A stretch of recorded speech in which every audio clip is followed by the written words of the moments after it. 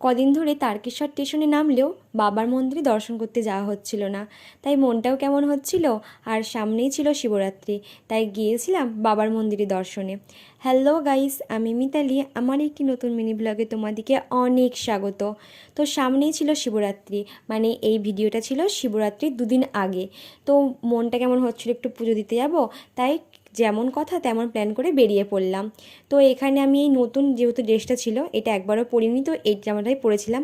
তো এসে আরামবাগ স্টেশনে টিকিট কেটে বেরিয়ে পড়লাম তারকেশ্বরের উদ্দেশ্যে। এদিকে ট্রেনও চলে এসেছে।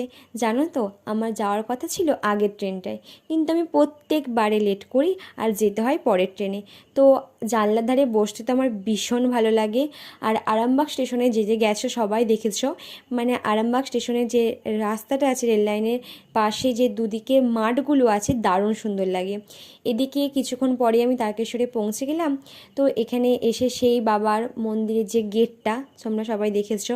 আর আজকেই তারকেশ্বরের মানে মন্দিরের সামনে যে রাজবাড়িটা আছে, সেখানে নাকি কোন মহারথীর জন্মদিন ছিল। আর একটা কথা বলে রাখি, এখানে ভিডিও বা ফটোগ্রাফি অ্যালাউ ছিল না, হয়তো আমি সেটা দেখিনি। ভিডিও করছিলাম, তো একজন ভদ্রলোক এসে উনি আমার রীতিমতো হাত ধরে তো ফোন নিয়ে টানাটানি। আরে বাবা, আমাকে ভালো করে বললেই তো আমি ভিডিও ডিলিট করে দেবো, বা বারণ করলেই তো হয়। সব জায়গায় এরকম জোর জবরদস্তি না করলেও চলে। হ্যাঁ, আমি বলার পর যদি ভিডিও করতাম, সেখানে উনি আমাকে দু চারটা কথা বলতে পারতেন, কিন্তু এরকম এসে কারোর সঙ্গে ব্যবহার করাটা ঠিক বলে আমার মনে হয় না। সে বাদ দাও, যত খারাপ জিনিস আমরা তাড়াতাড়ি ভুলে যাব সেটাই ভালো। তো ভালোই ভালোই আমরা পুজো দিতে পেরেছিলাম, এটাই অনেক। তো এদিকে যাওয়ার পথে এই যে সামনে যে একজন সাদা ধুতি পরা পুরোহিত দেখছি না, উনি তো আমাদেরকে রীতিমতো বলে যাচ্ছিলেন এখান থেকে এই করো, এখানে জুতো রাখো আর রাখো। আর আমরা যতবার এখানে এসেছি, তো এখানে একটা দাদুর সঙ্গে খুব ভালো পরিচয় হয়ে গেছে। আমরা তার কাছ থেকেই সমস্ত পুজোর সামগ্রী নিই আর বাবার মাথায় জল ঢালি, সেখানে জুতো ফুতো রাখি। কিন্তু স্টেশন থেকে তো এই পুরোহিত মশাইগুলো ধরে, তো যার যেটা কাজ, ঠিক আছে, কোনো ব্যাপার না।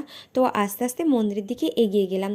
আর এই তারকেশ্বরে কার কার বাড়ি অবশ্যই কমেন্ট করে জানিও।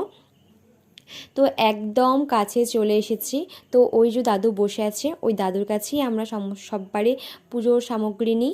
তো এখানে জল ঢালার জন্য এক কলস জল আর সমস্ত নিয়ে নিয়েছি। জানোই তো, ওখানে কোনো রকম ভিডিও বা ফটোগ্রাফি অ্যালাউ নয়, তাই করিও নি। তো ওখানে জল ঢালার পরে এখানে এসে ধূপ মোমবাতি এসব জ্বালিয়ে দিলাম।